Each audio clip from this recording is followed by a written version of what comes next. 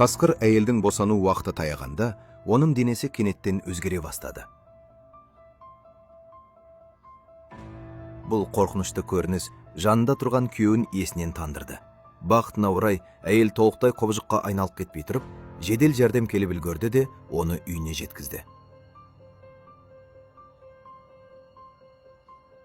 Ол кезде әйелдің омыртқасы қатты деформацияға ұшырап кеткен еді. Алаңдаған адамдар оны тездетіп сарайға кіргізді. Оларға толық ай шыққанша әйелді жертөледе мүлде жауып тастау керек болды. Өйткені ол толықтай түрленіп үлгерсе, бұл жерде тұрғандардың бәрін жоқ қылады. Сол сәтте қасқырдың қыранындай ұлу мен толғақтың шыңғырығы естілді. 2,5 күнге созылған толғақтан кейін бөлмеден ақыры нәрестенім жылаған дауыс шықты. Адамдардың қатулы жүздері біртіндеп босаңсыды. Осыдан кейін Джем ішіндегі қорқынышын басып, болат есікті абайлап ашты. Бірақ бөлмеге кірген сәтте ол көргеніне сілейіп қатып қалды.